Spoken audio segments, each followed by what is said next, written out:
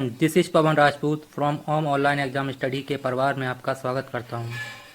उम्मीद करता हूं आप स्वस्थ होंगे और आपका परिवार भी स्वस्थ और मस्त होगा।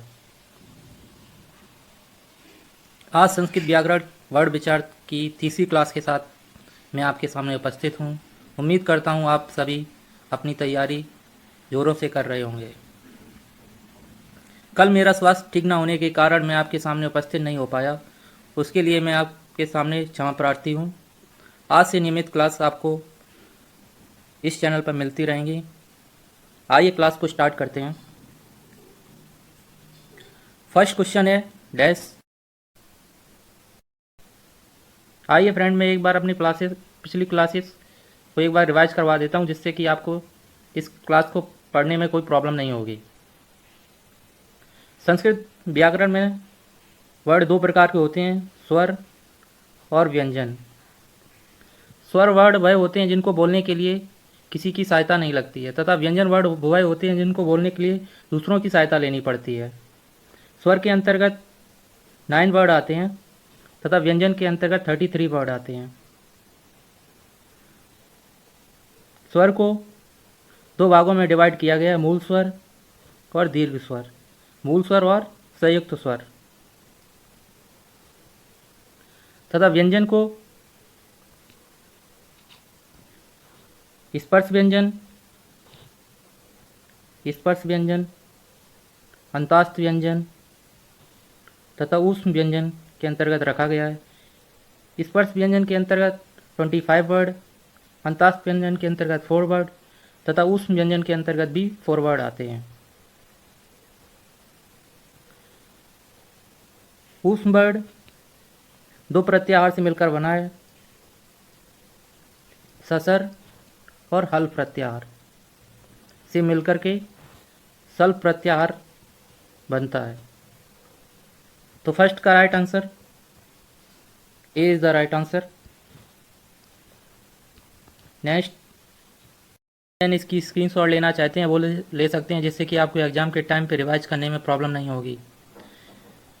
आइए आपको एक्सप्लेन करते हैं। वर्ड को दो प्रकार से डिवाइड किया गया है, स्वर और व्यंजन में। स्वर को मात्रा के आधार पर 3 प्रकार से डिवाइड किया गया है, ह्रस्व, दीर्घ और प्लुप्त। तथा व्यंजन को महस्वर सूत्रों में मुख्यतः 3 प्रकार से रखा गया है, स्पर्श, अंतास्थ और ऊष्म। संयुक्त व्यंजन को हम महस्वर सूत्र में नहीं रखते हैं, इसके लिए व्यंजन में इसको काउंट नहीं किया जाता है। ह्रस्व स्वर के अंतर्गत 5 वर्ड तथा दीर्घ स्वर के अंतर्गत 8 वर्ड तथा प्लुप्त के अंतर्गत 3 वर्ड आते हैं। स्पर्श को का से लेकर के माँ तक 25 वर्ड में रखा गया है तथा अंतास्थ को यड़ प्रत्याहार के अंतर्गत 4 वर्ड में रखा गया है तथा सल को सा हा सल प्रत्याहार के अंतर्गत।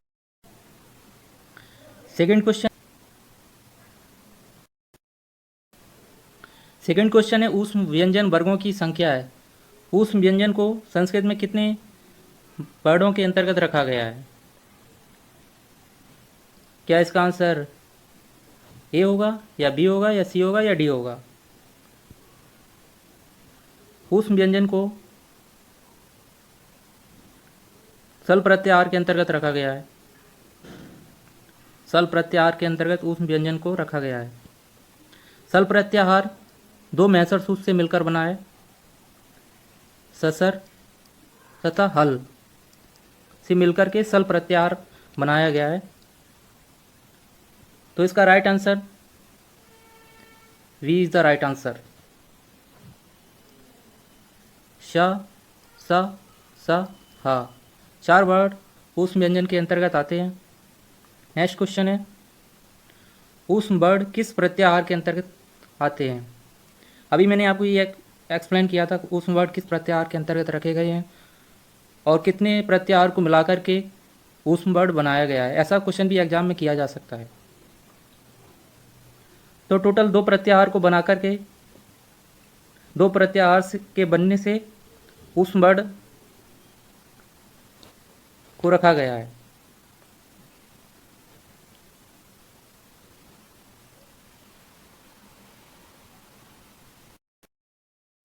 नेक्स्ट है थर्ड, ऊष्म वर्ड किस प्रत्याहार के अंतर्गत आते हैं? अभी मैंने आपको एक्सप्लेन किया था ऊष्म वर्ड किस प्रत्याहार के अंतर्गत आते हैं। क्या वह यड़ होगा, क्या यच होगा, या हल होगा, या सल होगा? ऊष्म वर्ड दो प्रत्याहार के अंतर्गत रखे गए हैं, ससर और हल। दो प्रत्याहार से मिलकर के सल, दो महसर सूत्र से मिलकर के सल प्रत्याहार बनता है, जिसके अंतर्गत स, श, स और हा वर्ड आते हैं। तो इसका right answer D is the right answer. Next है सा, सा, सा, हा, इन व्यंजन वर्णों की परिगणना होती है, यानी कि ये चार वर्ड को किस के अंतर्गत काउंट किया जाता है? अंतास्थ व्यंजन के अंतर्गत, या ऊष्म व्यंजन के अंतर्गत, या अयोग भाव के अंतर्गत, या उपयुक्त में से सही सभी? तो इसका आंसर ए होगा, या बी होगा, या सी होगा, या डी होगा। ऊष्म व्यंजन सल प्रत्याहार के अंतर्गत रखे गए हैं, तो इसका right answer B is the right answer. Exam में ऐसे ही एक प्रश्न के अनेकों प्रश्न बना करके पूछे जा सकते हैं। इसके लिए मैं आपको एग्जामिनर कैसे प्रश्न को घुमा के पूछ सकता है वो सभी आपके सामने लेके आया हूँ। दो व्यंजन वर्णों को कहते हैं, संस्कृत में दो व्यंजन वर्णों को क्या कहते हैं? दो व्यंजन वर्ण मिलके जो वर्ड बनते हैं उनको क्या कहा जाता है? क्या उनको संयुक्त व्यंजन कहा जाता है? क्या उनको अंतास्थ व्यंजन कहा जाता है? क्या उनको ऊष्म व्यंजन कहा जाता है? या उपयुक्त में से सभी इनको कहा जाता है? बताइए इसका आंसर। दो वर्ड का प्लस शा बराबर शा, जा प्लस इंग्या इंग्या बराबर ज्ञा। दो वर्णों के मिलने से, दो व्यंजन वर्णों के मिलने पे एक नए वर्ण का निर्माण होता है, तो ऐसे वर्णों को हम संयुक्त व्यंजन कहते हैं। A is the right answer. यदि आपको कुछ समझ में नहीं आ रहा है तो आप कमेंट के माध्यम से मुझे बता सकते हैं, जिससे कि मैं आपकी क्वेरी को दूर कर सकता हूँ। आइए अपने अगले क्वेश्चन पे चलते हैं। यहाँ पे आपको एक समरी दी गई है जिसके माध्यम से आप उसको पढ़ सकते हैं और एग्ज़ाम के टाइम पे रिवाइज करने में कोई प्रॉब्लम नहीं होगी। ऑलरेडी मैंने आपको ये बता दिया है कि स्वरों को 9 प्रकार से डिवाइड किया गया है। जो स्वर दो प्रकार के होते हैं, मूल स्वर और संयुक्त स्वर। मूल स्वर टोटल 5 प्रकार के तथा संयुक्त स्वर 4 प्रकार के होते हैं, जो आ प्लस ई बराबर ए, आ प्लस ऊ बराबर ओ, और आ प्लस ए बराबर आई तथा आ प्लस ओ बराबर औ। ये 4 संयुक्त स्वर होते हैं। एग्जाम में बहुत बार ये पूछे जा चुके हैं। नेक्स्ट क्वेश्चन है, मिश्रित या संयुक्त व्यंजन नहीं है। इनमें से मिश्रित या संयुक्त व्यंजन नहीं है, कौन सा संयुक्त व्यंजन नहीं है? क्या वो छे है, क्या वो ज्ञा है, क्या वो त्रा है, या पा है? बताइए इसका राइट आंसर क्या होगा। छे, ज्ञा और त्रा तथा स्रा सभी संयुक्त व्यंजन के अंतर्गत आते हैं, संयुक्त व्यंजन के अंतर्गत आते हैं। तो इसका राइट आंसर होगा पा। D is the right answer.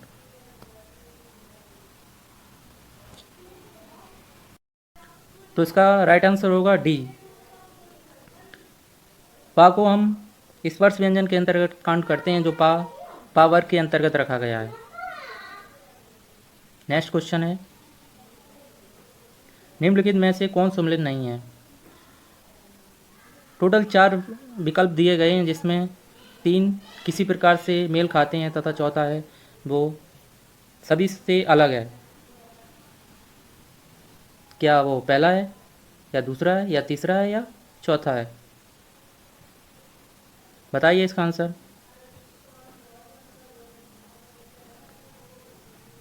का प्लस सा प्लस आ बराबर 6, ता प्लस रा प्लस आ बराबर त्रा, जा प्लस इंग्या प्लस आ बराबर ज्ञा, या पा प्लस आ ड़ा प्लस आ बराबर पा। ये सभी संयुक्त व्यंजन के अंतर्गत आते हैं। तो ये तीनों वर्ड आपस में मेल खाते हैं तथा पा है जो तीनों से अलग है। पा वर्ग को स्पर्श व्यंजन के अंतर्गत रखा गया है। एग्जाम में घुमाने के लिए बहुत बार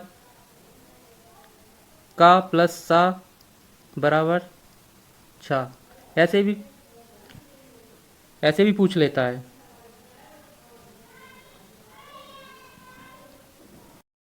ये और ये दोनों सेम है। यहाँ पे सा को यहाँ पे व्यंजन और स्वर को अलग अलग लिखा गया है, जबकि यहाँ पे स्वर और व्यंजन को एक साथ में लिखा गया है। व्यंजन को लिखने के लिए सा के नीचे हलंत का ऐसा प्रयोग करते हैं, जबकि स्वरों में हलंत का प्रयोग नहीं किया जाता है। तो इसका right answer D is the right answer.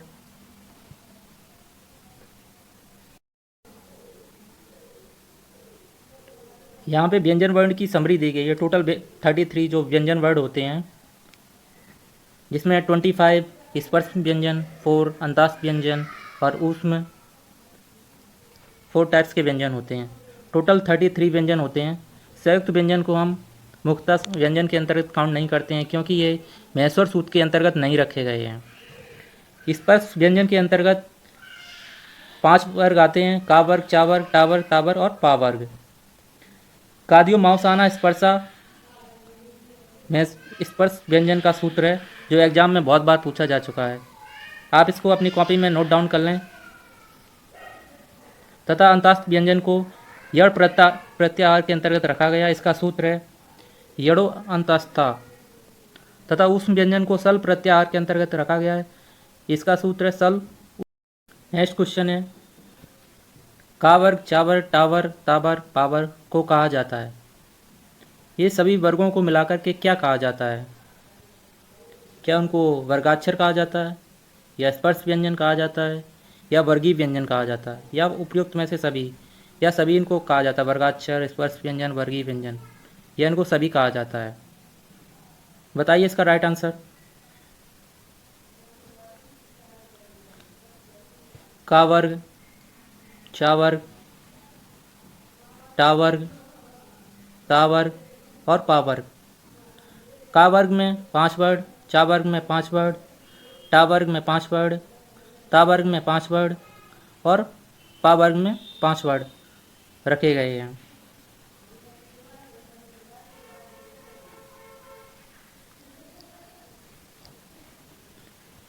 का वर्ग के अंतर्गत का, खा, घा, घा, इंग्या। चा वर्ग के अंतर्गत चा, छा, झा, झा, इंग्या। और टा, ठा, डा, डा, डा। टा वर्ग के अंतर्गत ता, था, दा, ना, ना। पा वर्ग के अंतर्गत पा, फा, बा, मा। तो इस प्रकार से वर्णों को रखा गया है, जिससे एक वर्ग का निर्माण होता है। इसलिए इनको वर्गाक्षर भी कहा जाता है। स्पर्श व्यंजन को टोटल 5 वर्गों में रखा गया है। टोटल 25 वर्ड होते हैं जिसके अंतर्गत, तो उसको स्पर्श व्यंजन भी कहा जाता है। और एक ये वर्ग का निर्माण करते हैं, इसलिए इनको वर्गीय व्यंजन भी कहा जाता है। तो D is the right answer, उपयुक्त में से सभी। नेक्स्ट क्वेश्चन है, चू अर्थात चा वर्ग में कौन से व्यंजन वर्ड आते हैं? क्या वह ए होगा, चा, छा, झा, झा, इंग्या? क्या वह ता होगा, ता, था, दा, ना, ना? क्या वह सी होगा, टा, ठा, डा, ना? क्या वो डी होगा, चा, पा, का, टा, ता? चू अर्थात चा वर्ड में कौन कौन से व्यंजन वर्ड आते हैं? बताइए इसका राइट आंसर।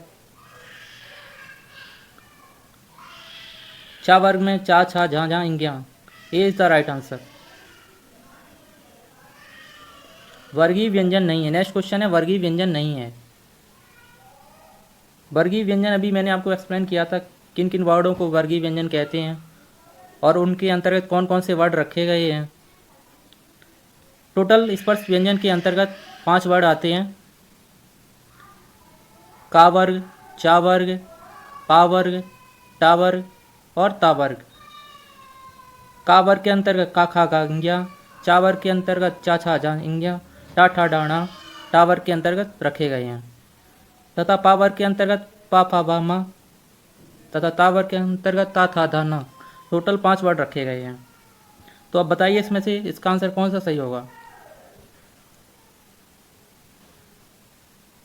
का वर्ग रखा गया है, चा वर्ग रखा गया है, टा वर्ग रखा गया है। या को हम अंतास व्यंजन के अंतर्गत रखे काउंट करते हैं, या वा राला।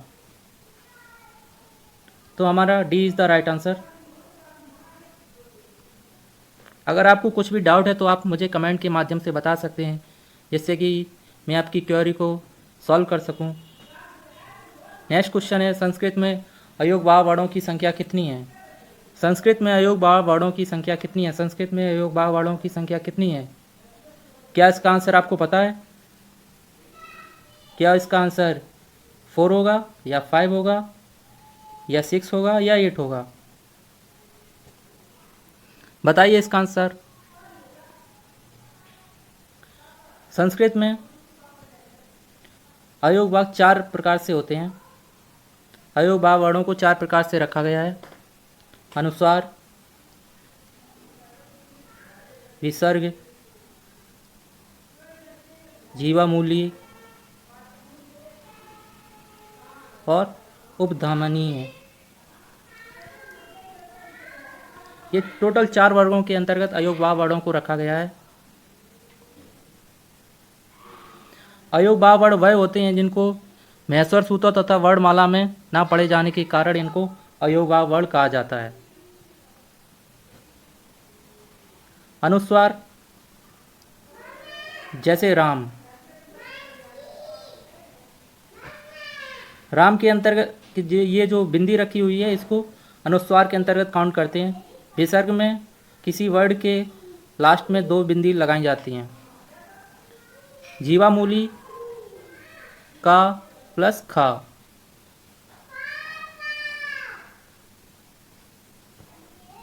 तो इसका right answer A is the right answer. Next question है 12। अनुस्वार, विसर्ग आदि वर्णमाला अर्थात महस्वर में ना पढ़े जाने के कारण कहलाते हैं। इसका राइट आंसर ए होगा, बी होगा, सी होगा या डी होगा। अनुस्वार, विसर्ग आदि वर्णमाला अर्थात महस्वर सूत्र में ना पढ़े जाने के कारण कहलाते हैं। अभी मैंने आपको एक्सप्लेन किया था। B is the right answer अयोग भाग के अंतर्गत रखे गए हैं। नेक्स्ट क्वेश्चन है, निम्नलिखित में से अनुस्वार और विसर्ग युक्त वर्ड हैं।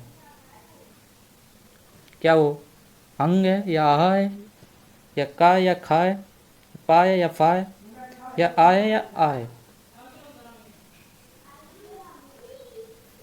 अनुस्वार और विसर्ग को अयोग भाग के अंतर्गत रखा गया है और इसके अंतर्गत 2 वर्ड और रखे गए हैं जिनको हम अयोग भाग कहते हैं, जीवामूली और उपधामनीय।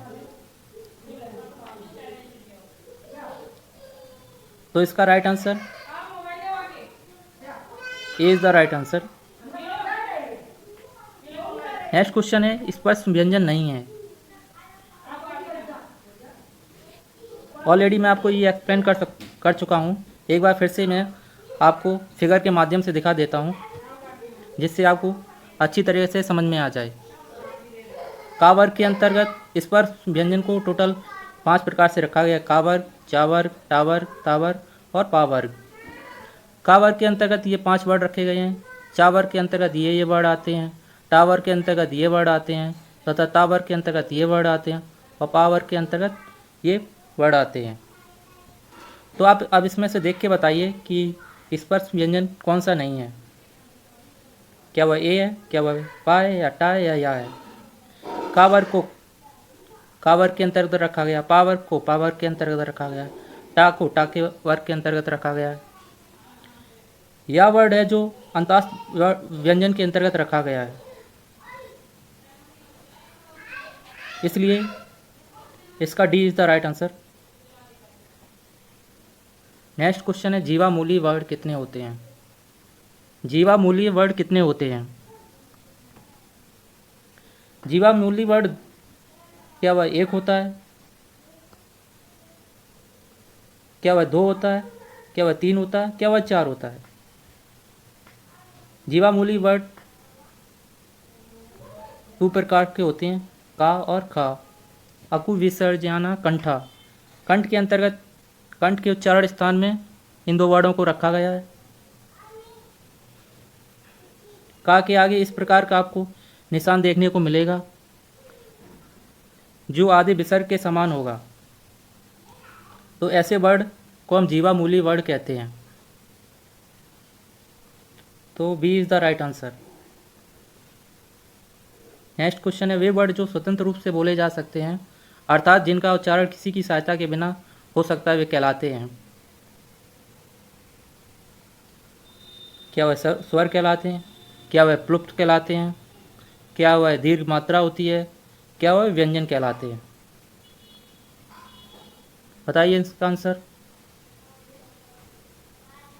16 का ये आंसर सही होगा। स्वरों को बोलने के लिए किसी दूसरे वर्ड की आवश्यकता नहीं होती है, इसलिए A is the right answer. Next question है उपधामानीय वर्ड किन्हें कहते हैं? ऑलरेडी अभी मैंने एक्सप्लेन किया था, अगर आपको फिर भी नहीं बता पाते हैं तो मैं आपको ये एक्सप्लेन करूँगा। क्या वह एक होता है, क्या वह दो होते हैं, या वह तीन होते हैं, या वह चार होते हैं? उपधामानीय वर्ड को ओष्ठ उच्चारण के अंतर्गत रखा गया है।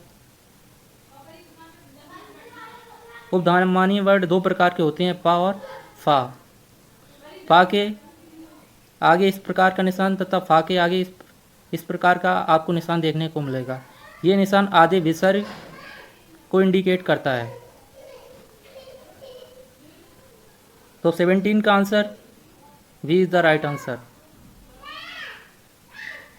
नेक्स्ट क्वेश्चन है अर्धमात्रिक वर्ण कहे जाते हैं। अर्धमात्रिक वर्ण क्या वह स्वर होते हैं, क्या वह व्यंजन होते हैं, क्या वह अयोग भाव होते हैं, क्या वह विसर्ग होते हैं? बताइए इसका आंसर। व्यंजन वर्ड को हम स्वरों की सहायता से लिखते हैं, बिना स्वरों की सहायता से हम व्यंजन वर्ड को नहीं लिख सकते हैं। का प्लस आ बराबर का, ये व्यंजन वर्ड है और ये स्वर वर्ड है। बराबर का व्यंजन का निर्माण होता है। तो स्वर वर्ड को हम हमेशा आदि मात्रा के साथ में लिखते हैं। तो 18 का B is the right answer. Next question है का खा के पहले जो आधे विसर्ग के समान चिन्ह लगा होता है उसे क्या कहते हैं? का और खा के आधे विसर्ग के समान जो निशान लगा होता है उसे क्या कहते हैं? अभी मैंने बताया था आपको ये। क्या उसको उपधामानी कहते हैं, क्या उसको अनुस्वार कहते हैं, क्या उसको जीवामूली कहते हैं, क्या उसको विसर्ग कहते हैं? बताइए इसका आंसर।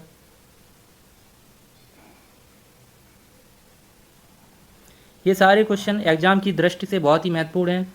बहुत बार ये एग्ज़ाम में देखने को मिले हैं और आगे भी मिलते रहेंगे, इसलिए आप इनको अपनी कॉपी में नोट डाउन करते चलिए, जिससे कि आप एग्ज़ाम के टाइम पे इनको रिवाइज करने में टाइम वेस्ट ना करें।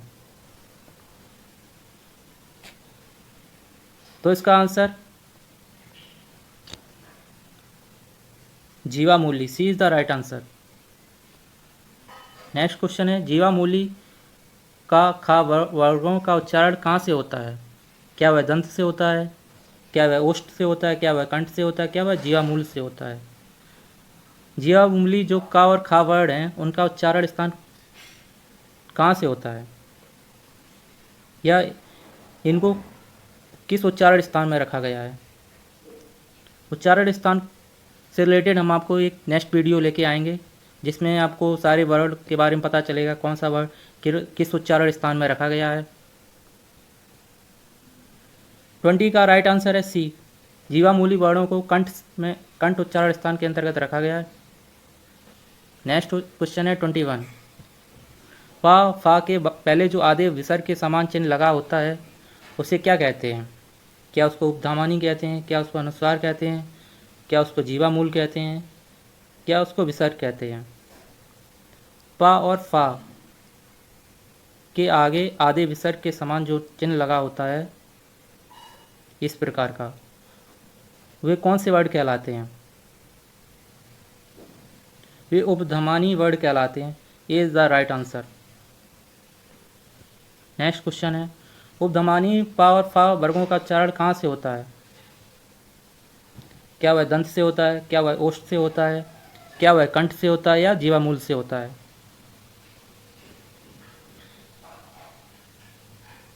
ये UP TET, C TET, REET, S TET, MP TET में बहुत बार ये क्वेश्चंस रिपीट हो चुके हैं। 22 का राइट आंसर ओष्ठ, B is the right answer. उपधमानी पा और फा वर्णों को ओष्ठ के अंतर्गत रखा गया है। नेक्स्ट क्वेश्चन है, कितने महस्वर सूत्रों में स्वर वर्ग गिने जाते हैं? स्वर वर्ग टोटल 9 प्रकार के होते हैं। मूल स्वर और संयुक्त स्वर। मूल स्वर के अंतर्गत 5 वर्ड तथा संयुक्त स्वर के अंतर्गत 4 वर्ड आते हैं।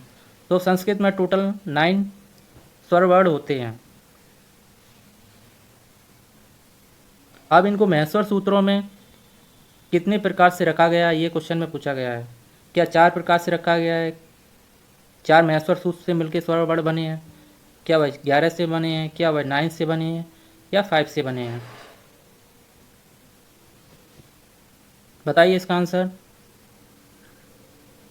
अयोड़, रिलिक, अयोंग, एयोच से मिलकर के स्वर वर्ड बने हैं। 4 महस्वर सूत्रों से मिलकर के स्वर वर्णों का निर्माण हुआ है। तो इसीलिए हम इसको अयोड़ का फर्स्ट लेटर तथा अयोंग का एच लेटर मिलकर के अच प्रत्याहार का निर्माण करते हैं।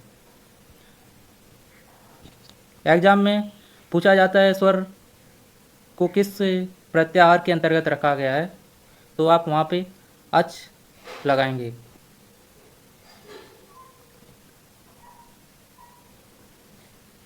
तो इसका आंसर क्या है? तो इसका answer A is the right answer. Next question है 24। हैवरट से हल तक के सूत्रों में गिने गए हैं। हैवरट प्रत्याहार से हल प्रत्याहार तक कौन से वर्ड गिने गए हैं? क्या वह व्यंजन है? क्या वह स्वर्ग है? क्या वह अयोगवा है या सभी वर्ड हैं? हैवरट से लेकर के हल तक टोटल 10 महस्वर सूत्र आते हैं। महस्वर टोटल 10 महस्वर सूत्र आते हैं, जिसमें हैवरट का हा तथा हल का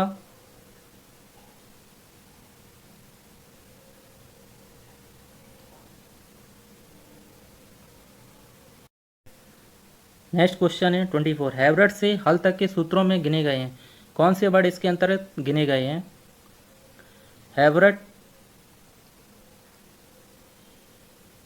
से हल तक टोटल 10 महस्वर सूत्र आते हैं, जिसमें से हैवरट का फर्स्ट लेटर हा तथा हल का लास्ट लेटर मिलकर ला मिलकर के हल का निर्माण करते हैं। हल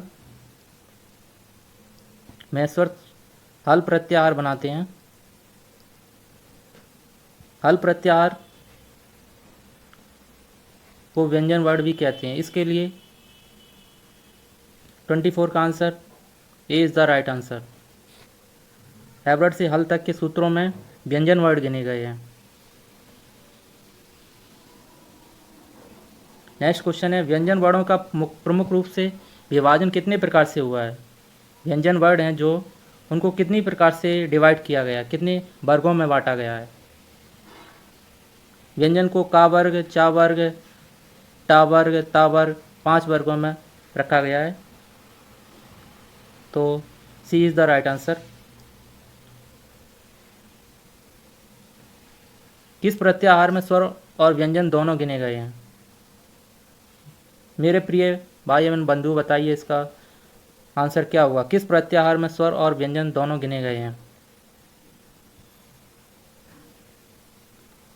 अयोड़ अयोड़ प्रत्याहार से लेकर के हल प्रत्याहार, अयोड़ महेश्वर सूत्र से लेकर के हल महेश्वर सूत्र तक टोटल 14 प्रत्याहार।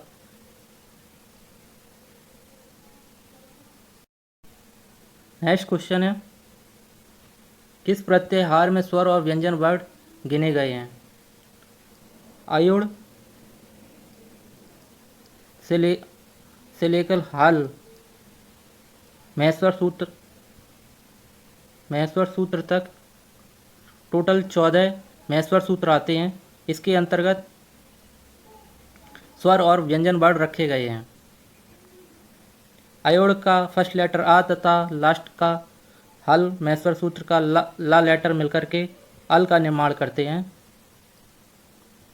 इसलिए स्वर और व्यंजन को हल प्रत्याहार के अंतर्गत रखा गया है। तो ये इज द राइट आंसर, अल। नेक्स्ट क्वेश्चन है, स्पर्श अंतास्त उस भेद के अतिरिक्त भी व्यंजन का भेद माना जाता है। स्पर्श अंतास्त ऊष्म के अतिरिक्त भी एक ऐसा व्यंजन वर्ग है जिसको व्यंजन वर्ग के अंतर्गत रखा गया है। स्पर्श अंतास्त और ऊष्म को महेश्वर सूत्र के अंतर्गत रखा गया है, जबकि संयुक्त व्यंजन को महेश्वर सूत्र के अंतर्गत काउंट नहीं करते हैं। ये प्रमुख रूप से स्पर्श अंतास्त ऊष्म प्रमुख रूप से व्यंजन हैं, जबकि संयुक्त को इस पर व्यंजन के अंतर्गत काउंट नहीं करते हैं। तो इसका आंसर क्या हस्त व्यंजन होगा?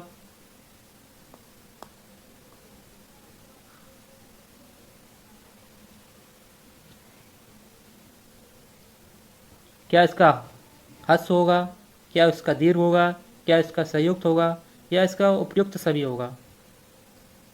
27 का आंसर बताइए फटाफट। संयुक्त व्यंजन को भी हम स्पर्श संयुक्त व्यंजन को भी हम व्यंजन के अंतर्गत रखते हैं।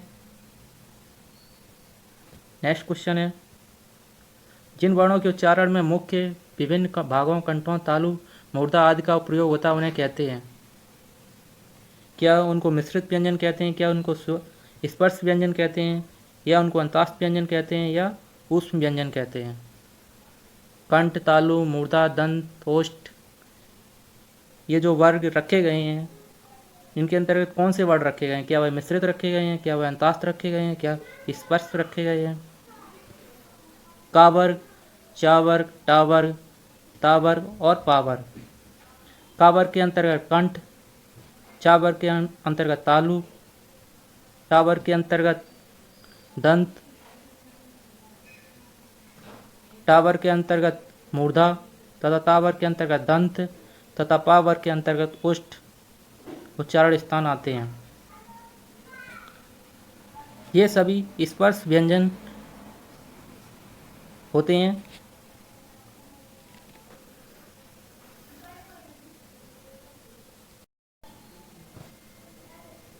जिन वर्णों के उच्चारण में मुख्य विभिन्न कंठों तालु मूर्धा आदि का प्रयोग होता है उन्हें क्या कहते हैं? क्या उनको मिश्रित व्यंजन कहते हैं, क्या उनको स्पर्श व्यंजन कहते हैं, क्या उनको अंतास्त व्यंजन कहते हैं, या उनको ऊष्म व्यंजन कहते हैं? का वर्ग, चा वर्ग, टा वर्ग, ता वर्ग और पा वर्ग, ये सभी स्पर्श व्यंजन के टोटल 5 वर्ग हैं, जिसके इनका उच्चारण स्थान कंठ, तालु, मूर्धा, दंत, ओष्ठ, ये 5 वर्गों के अलग अलग उच्चारण स्थान हैं। तो इसका right answer B is the right answer. Next question है, स्पर्श व्यंजनों की संख्या कितनी मानी जाती है? स्पर्श व्यंजन संस्कृत में टोटल 33 स्पर्श व्यंजन होते हैं, जैसा कि मैंने आपको अभी बताया था। संस्कृत में